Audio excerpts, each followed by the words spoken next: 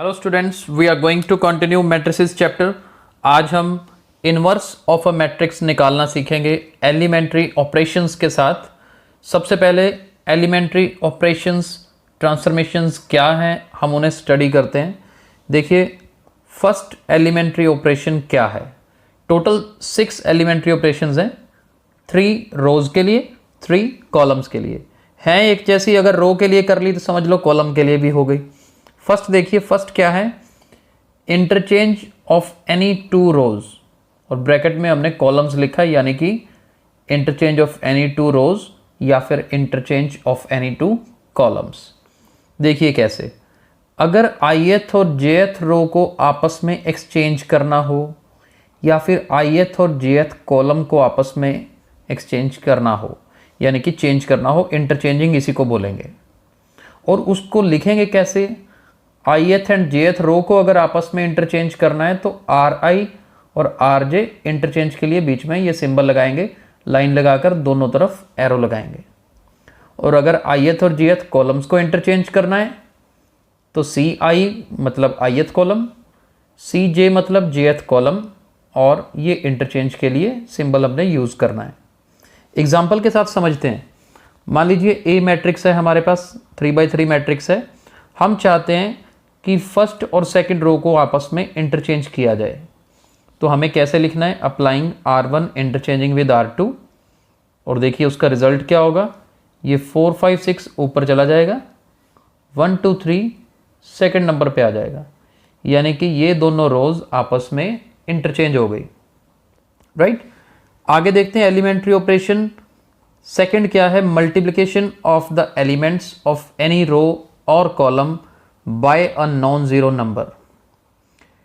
किसी रो को या किसी कॉलम को नॉन जीरो नंबर से मल्टीप्लाई करना, यानी कि 1 2 3 4 किसी भी कांस्टेंट से मल्टीप्लाई करना। अगर वो करना हो तो कैसे लिखेंगे, ith रो विद k मतलब ri, फिर एरो लगा के मतलब क्या हुआ, k टाइम्स ri, कि मैंने इस रो को k कांस्टेंट के साथ मल्टीप्लाई करना है। या फिर ith कॉलम विद k मतलब ci मतलब ith कॉलम, और एरो लगा के लिखना है k टाइम्स ci। एग्जाम्पल से समझिए, लेट्स सपोज b एक हमें मैट्रिक्स दे रखा है 1 2 3 4 5 6, इट्स 2x3 मैट्रिक्स।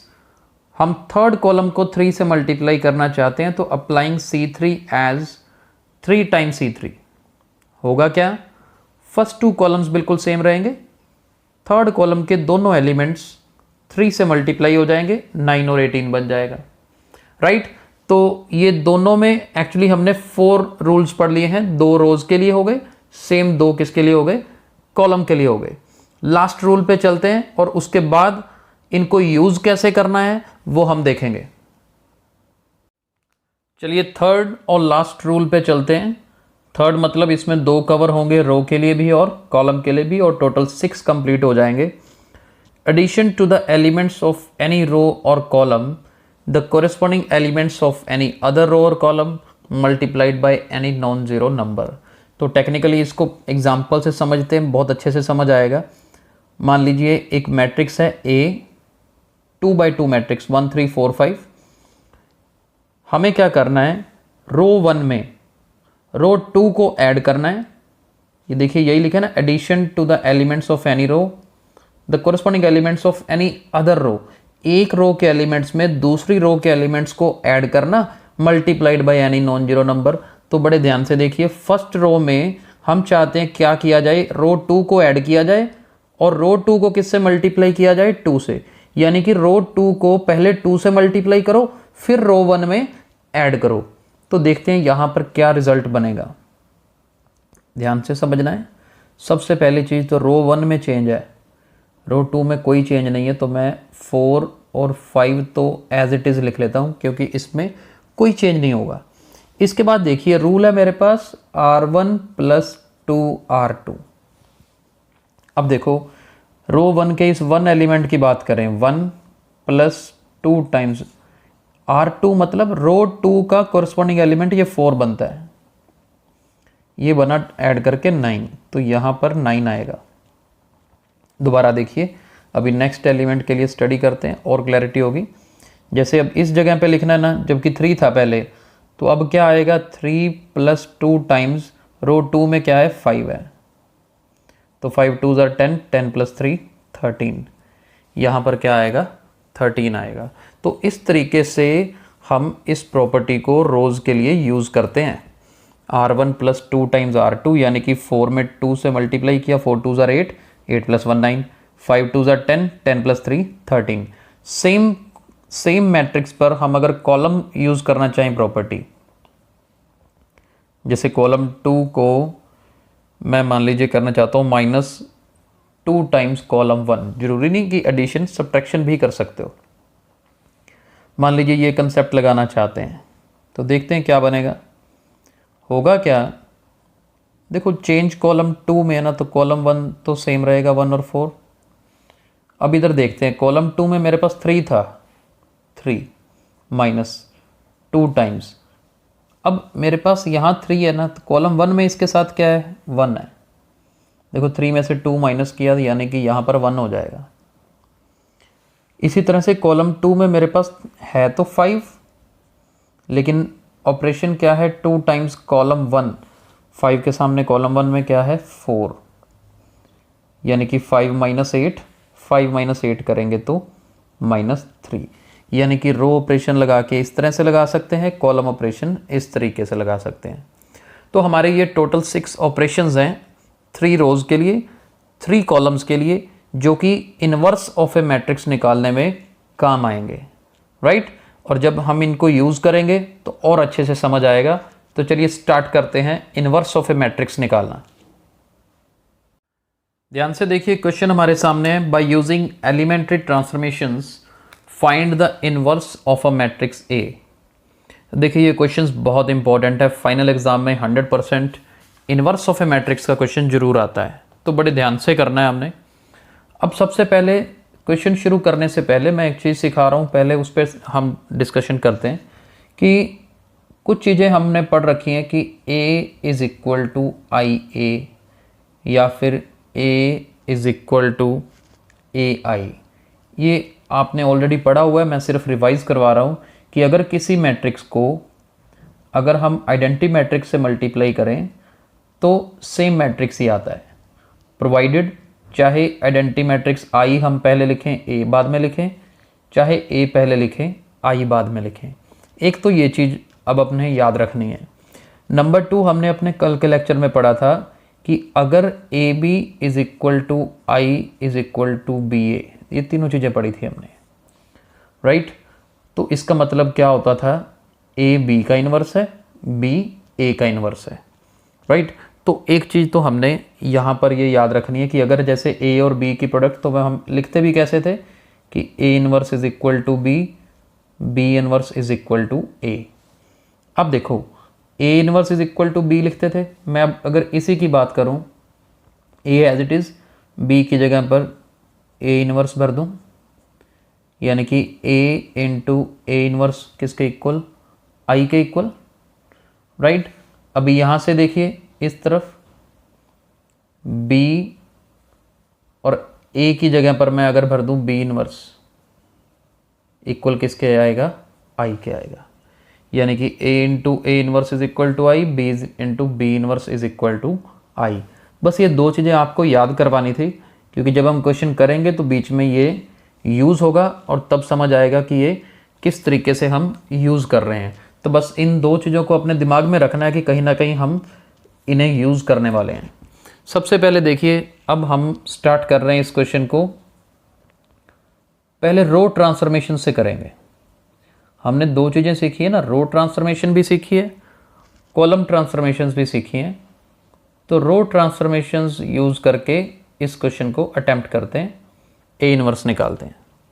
सबसे पहले देखिए, हमें पता है, वी नो दैट, क्या पता है हमें कि A = I to A लिख सकते हैं। अभी अभी कंसेप्ट यूज़ किया, आइडेंटिटी मैट्रिक्स से अगर A को मल्टीप्लाई करेंगे तो A ही बनेगा।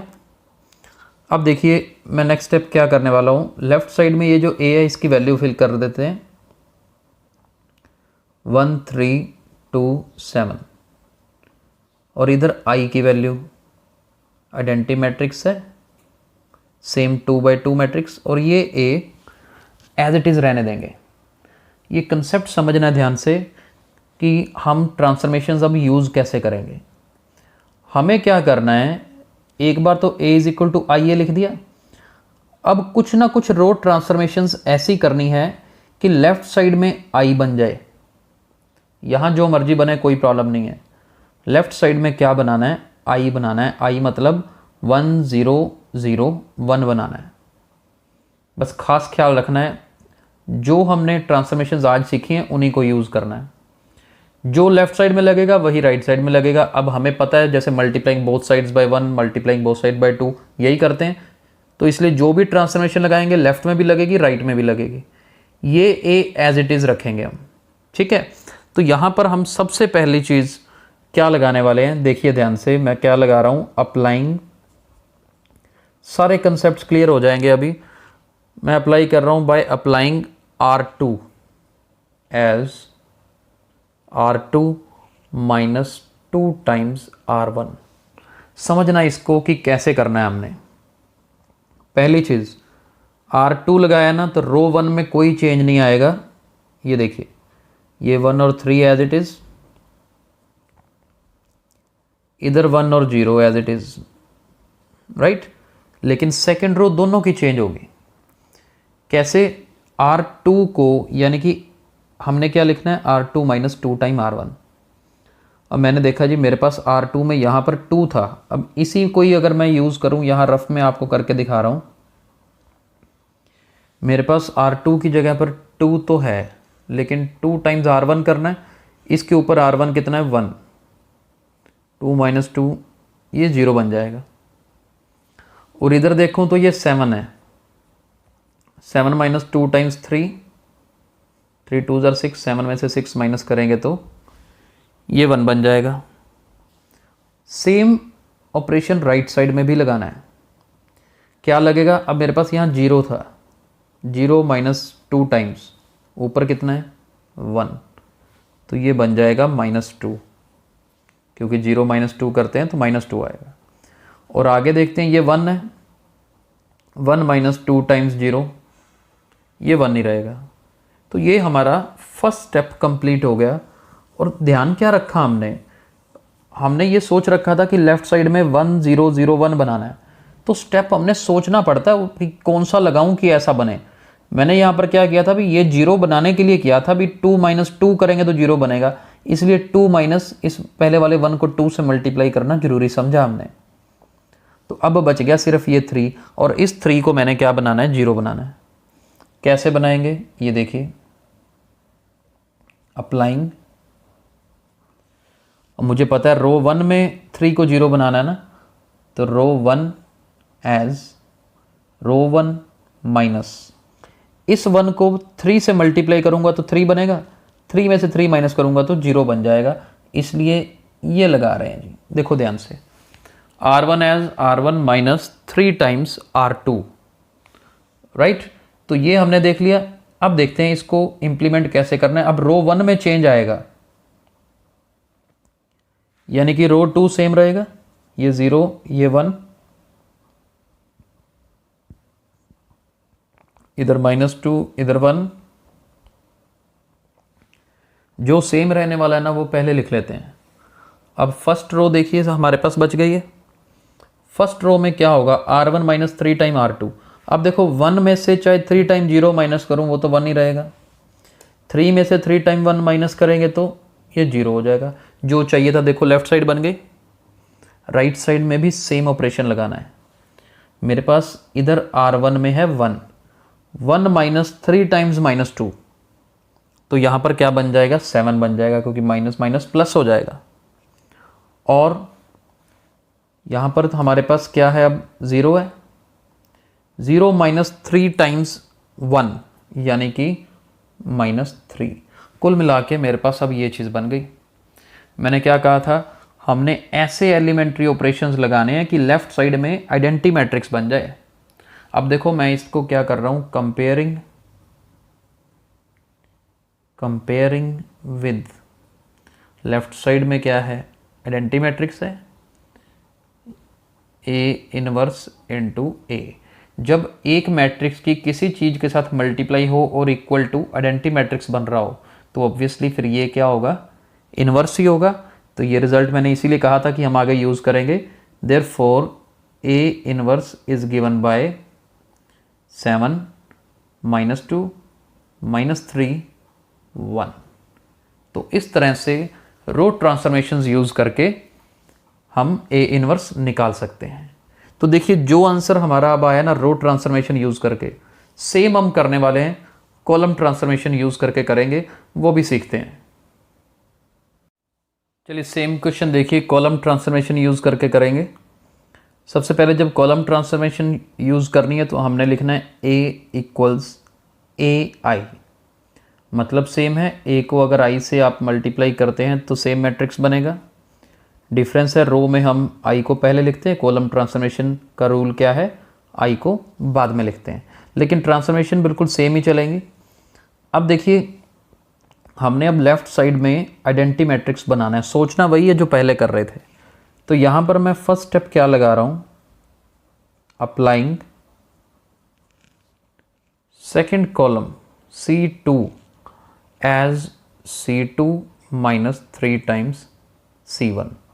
अब देखते जाइए क्यों हम ऐसा कर रहे हैं। फर्स्ट ऑफ ऑल कॉलम 2 को कर रहे हैं ना, तो पहले फर्स्ट वाले एज इट इज़ लिख लो, ठीक है, क्योंकि फर्स्ट में इसका मतलब कोई चेंज नहीं है, जहाँ चेंज है वो लिख लेंगे। अब देखो C2 की वैल्यू कितनी है, 3 माइनस 3 टाइम्स 1, ये कॉलम 1 करना है ना, 3 माइनस 3 टाइम्स 1 करेंगे यानी कि 3 माइनस 3 0 बनेगा। इसको मैं लिखना जरूर बार बार आपको सिखा रहा हूँ क्योंकि गलतियाँ होती हैं। ये बना 3 माइनस 3 टाइम्स 1। अभी यहाँ पर देखो 7 है, तो 7 माइनस 3 टाइम्स इसके सामने क्या वैल्यू है, 2 है, तो 7 माइनस 6 क्या हो गया, 1 हो गया यहाँ पर, राइट। तो मुश्किल नहीं है। ऐसे ही राइट साइड में देखते हैं क्या है, यहाँ पर 0 है, तो 0 माइनस 3 टाइम्स इसके सामने क्या है, 1, तो यहाँ पर -3 बनेगा। और इधर 1 माइनस 3 टाइम्स 0 यानी कि 1। तो ये हमारा फर्स्ट स्टेप रहा। सेकंड स्टेप देखते हैं। सेकंड स्टेप अब हम क्या करेंगे, applying column 1 as column 1 minus 2 times column 2। ऐसा क्यों किया, देखो यहाँ पे 0 बनाना रह गया था, 2 में से 2 माइनस करेंगे तो 0 बनेगा। तो देखते हैं क्या बनेगा। अब कॉलम 1 में चेंज है तो कॉलम 2 पहले लिख लीजिए, ताकि जिसमें कोई चेंज नहीं है वो तो लिख के रखें, कन्फ्यूज़न नहीं होती उसलिए। अब देखो अब यहाँ पर है 1 माइनस 2 टाइम 0, ये सेम ही रहेगा। 2 माइनस 2 टाइम 1, ये 0 बन गई लेफ्ट साइड हमारी यही। अब राइट साइड देख लेते हैं, 1 माइनस 2 टाइम्स -3, देखो ये 7 ही बनेगा जैसा हमारा पहले बना था। और सेम रूल यहाँ अप्लाई करेंगे, 0 माइनस 2 टाइम्स 1 करेंगे तो यहाँ पर बनेगा -2। तो हम लिखेंगे क्या, comparing with I equals A into A inverse, we get यहाँ से A इनवर्स की वैल्यू कितनी आएगी, 7 -2 -3 1। तो देखिए दोनों तरीके से क्वेश्चन किया, आंसर क्या आता है, सेम। चाहे रो ट्रांसफॉर्मेशन लगाओ चाहे कॉलम ट्रांसफॉर्मेशन लगाओ, इकट्ठी मिक्स नहीं करनी, या रो से करना है या किससे करना है, कॉलम से। पेपर में जो कहा जाए वैसे करिए। अगर लिखा हो यूजिंग एलिमेंट्री ट्रांसफॉर्मेशन फिर आप दोनों में से कोई भी सिलेक्ट कर सकते हैं। तो चलिए एक क्वेश्चन अब और करते हैं आज का, वो 3x3 मैट्रिक्स का, थोड़ा लेंथी होगा लेकिन वो करते हैं क्योंकि ज़्यादा चांसेस 3x3 के पेपर में आने के हैं, जिसके लिए आपको प्रैक्टिस बहुत करनी है। आपको असाइनमेंट्स मिल जाएंगी और उन असाइनमेंट्स की प्रैक्टिस जरूर करिएगा। चलिए स्टार्ट करते हैं। चलिए ये क्वेश्चन देखिए, 3x3 मैट्रिक्स, रो ट्रांसफॉर्मेशन से हमें ए इनवर्स निकालना है। तो फर्स्ट स्टेप हमने कर लिया है। अब हमें आगे क्या सोचना है कि लेफ्ट साइड में आई बने। आई मतलब जो यहाँ नज़र आ रहा है ये सारा लेफ्ट साइड में बनना चाहिए। तो उसके लिए हमें सबसे पहला स्टेप क्या लगाना है, यहाँ पर ध्यान से देखिए, मैं फर्स्ट स्टेप लगा रहा हूं अप्लाइंग। देखिए फर्स्ट स्टेप में यहां पर रो 1 और रो 2 को इंटरचेंज कर रहा हूं। तो वो ऑपरेशन जो आज सीखा था वो इसमें यूज़ हो रहा है। इंटरचेंज करने का मतलब देखिए क्या होगा, ये 1 2 3 मैं ऊपर लिख रहा हूँ, 1 2 3, और 0 1 2 जो है मिडल में ले आए, 3 1 1 एज इट इज़। जो लेफ्ट में लगाया वही राइट साइड में, यानी कि ये 0 1 0 ऊपर चला जाएगा, 1 0 0 सेकेंड रो बन जाएगी, 0 0 1 और यहाँ पर A। ये मैंने इंटरचेंजिंग क्यों की, क्योंकि अगर मैंने लेफ्ट साइड में आइडेंटिटी मैट्रिक्स बनाना है तो मुझे इस कॉर्नर पे 1 चाहिए, जैसे यहाँ पर है।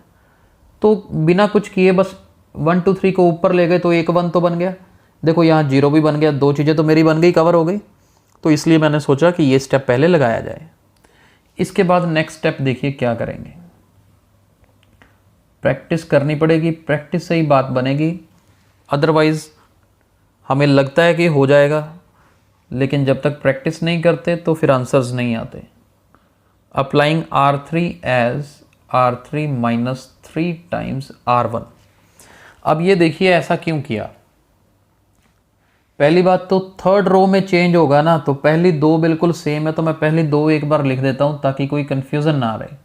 करना भी हमेशा ऐसे ही है, अदरवाइज़ गलतियाँ बहुत होंगी। 1 2 3 0 1 2, तो जो सेम है एक बार उनको तो लिखें, 0 1 0 1 0 0, साथ में क्या है A। अब थर्ड में देखते हैं, R3 माइनस 3 टाइम्स R1। देखो जी R3 में यहाँ पर 3 है, R1 में 1 है, तो यानी कि 3 माइनस 3 टाइम्स 1 करेंगे तो ये 0 बन जाएगा। मुझे इसी को तो 0 बनाना था, 3 माइनस 3 टाइम्स 1। अब ऐसे ही 1 माइनस 3 टाइम्स 2 करेंगे तो 1 माइनस 3 टाइम्स 2, क्योंकि रो 1 है ना यहाँ पर, ये ध्यान रखना है। 1 माइनस 3 टाइम्स 2 करेंगे तो -5 बनेगा, और 1 माइनस 3 टाइम्स 3 करेंगे तो यानी कि 1 माइनस 9, तो ये हो जाएगा -8। इधर भी वही लगाना है। अब 0 माइनस 3 टाइम्स 0 करोगे तो 0 ही रहेगा, 0 माइनस 3 टाइम्स 1 करेंगे तो -3 आ जाएगा, 1 माइनस 3 टाइम्स 0 करेंगे तो 1 रहेगा। देखिए अब पहला कॉलम 1 0 0 बन गया हमारे पास। हमारा ध्यान ही यहीं पे होना चाहिए। आगे क्या करेंगे, अप्लाइंग, देखते जाइए, मुश्किल नहीं है। नेक्स्ट हम करेंगे applying R1 as R1 minus 2 times R2। हमने फोकस क्या किया था पता है, पहले एक 1 बनाया, फिर ये 0 बनाया, फिर ये 0 बनाया, बना लिया हमने। ये बनाने के बाद हमारी टर्न आएगी अब नेक्स्ट वाले कॉलम की। नेक्स्ट कॉलम में मेरा ध्यान है कि अब यहाँ 0 चाहिए ना, तो बस इसको 0 बना लें जैसे बने, ठीक है। पहले 1 0 0 कंप्लीट किया, फिर 0 1 0 करेंगे, फिर 0 0 1। ये हमारे पास सीक्वेंस पैटर्न चलने वाला है। अब देखते हैं यहाँ पर क्या कर रहे हैं। रो 1 में R1 माइनस 2 टाइम्स R2, तो रो 1 में चेंज आएगा ना, तो सेकेंड और थर्ड तो सेम रहने वाली हैं, तो सेकेंड और थर्ड लिख लेते हैं। घबराना नहीं है बिल्कुल भी, जब एक दो क्वेश्चंस की प्रैक्टिस करोगे तो हो जाएगा। और 6 नंबर का क्वेश्चन पेपर में आता है ये फाइनल बोर्ड एग्ज़ाम में, तो इसलिए रुकना नहीं है, समझना है अच्छे से। अब देखो R1 minus 2 times R2, 1 minus 2 times 0, ये तो 1 ही रहेगा। 2 माइनस 2 टाइम्स 1 करेंगे ना, तो ये देखो ये 0 बन गया हमारा, और ये देखो ये 1 पहले ही है, तो 1 0 0 0 1 तक हो गया। अब इधर देखते हैं 3 की जगह पे भी तो चेंज करना है ना। 3 माइनस 2 टाइम्स 2 यानी कि 3 माइनस 4, यानी कि यहाँ पर आएगा -1। इधर देखते हैं अब 0 माइनस 2 टाइम्स 1, 0 माइनस 2 टाइम्स 1 करेंगे तो -2 आएगा। 1 माइनस 2 टाइम्स 0 करेंगे तो ये 1 ही रहेगा, और यहाँ पर रहेगा 0। तो ये स्टेप हमारा बन चुका है। आगे देखते हैं, आगे हमें क्या करना है। आगे मेरे को यहाँ 0 बनाना है, 1 0 0 0 1, यहाँ 0 बनाना है ना। अब यहाँ 0 बनाने के लिए क्या स्टेप करेंगे, अप्लाइंग। पहली बात तो ये थर्ड रो में आता है इसलिए R3 लगाएंगे। अब R3 में हमें करना क्या चाहिए, +5 टाइम्स R2। क्यों, -5 में 5 जोड़ना पड़ेगा ना 0 बनाने के लिए, तो 1 को 5 से मल्टीप्लाई करेंगे, इसमें ऐड करेंगे। 1 आता है सेकेंड रो में, इसलिए 5 टाइम्स R2। अब 3 में चेंज है ना, तो पहले 2 एक बार लिख लो सीधा सीधा, 1 0 -1 0 1 2, और देखते हैं -2 1 0 1 0 0, साथ में आएगा A। तो यहाँ तक हम पहुँच चुके हैं। अब थर्ड में लगा के देखते हैं। थर्ड करेंगे ना तो R3 + 0 + 5 टाइम 0 करेंगे तो 0 ही रहेगा, -5 + 5 टाइम 1 करेंगे तो ये भी 0 बच जाएगा। बड़ा नज़दीक पहुँच रहे हैं अब हम आंसर के। और इसके बाद यहाँ पर देखना है, यहाँ पर क्या बनेगा, -8 + 5 टाइम्स 2, 5 टाइम 2 होता है 10, तो यानी कि -8 + 10 करेंगे तो यहाँ पर 2 बनेगा। इसी तरह से जब ये स्टेप राइट साइड में लगाएंगे तो हमारे पास बनेगा यहाँ पर 5, यहाँ बनेगा -3 और यहाँ पर बनेगा 1। तो देखो अभी तक हमने जो स्टेप्स किए हैं मुश्किल नहीं है। हमारा फोकस क्या था, फोकस था पहले कॉलम 1 कंप्लीट करो 1 0 0, सेकेंड वाला कॉलम कंप्लीट करो 0 1 0। अब तीसरे पे स्टार्टिंग करते हैं, देखते हैं कैसे करते हैं आगे। चलिए मैं यहाँ से रब कर रहा हूँ। अब इधर वाली साइड हम क्योंकि कर चुके हैं, तो देखते हैं नेक्स्ट स्टेप क्या बनेगा। उतनी देर सोचिए, आपके सामने स्क्रीन पे है, देखो नेक्स्ट स्टेप क्या बनाना चाहिए, ध्यान से देखते जाइए। मैं नेक्स्ट स्टेप क्या बना रहा हूँ अब, अप्लाइंग, नेक्स्ट स्टेप कर रहा हूँ जी R3 एज 1/2 टाइम्स R3। देखो सारी प्रॉपर्टीज़ की प्रैक्टिस हो रही है। ये हमने सबसे पहले सेकंड नंबर पे किया था ना, किसी कांस्टेंट से मल्टीप्लाई करना। तो देखिए R3 को 1/2 से मल्टीप्लाई कर रहे हैं, या कह लो 2 से डिवाइड कर रहे हैं, या 1/2 से मल्टीप्लाई कर रहे हैं। R3 है ना, तो फर्स्ट 2 पहले सेम लिख लेते हैं, 1 0 -1 0 1 2, इधर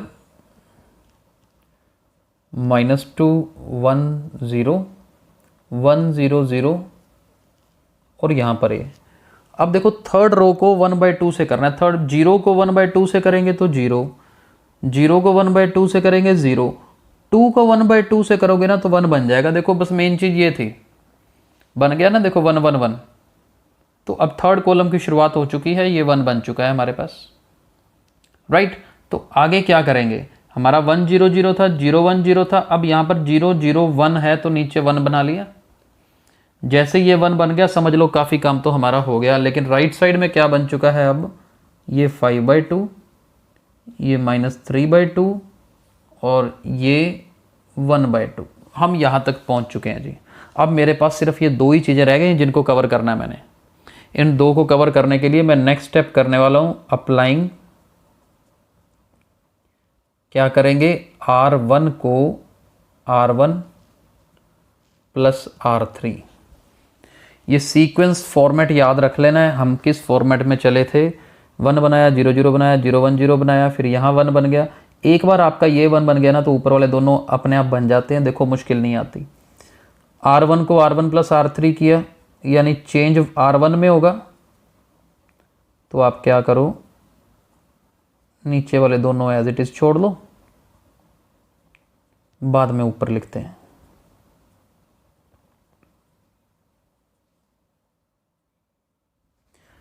R1 + R3, देखो 1 में 0 ऐड करेंगे तो 1, 0 में 0 ऐड करेंगे तो 0, -1 में जब आप 1 ऐड करोगे ना देखो ये भी 0 बन गया। तो हमारा काम देखो काफ़ी हद तक हो गया। अब हमें इसी तरह से -2 को 5/2 में जोड़ना है।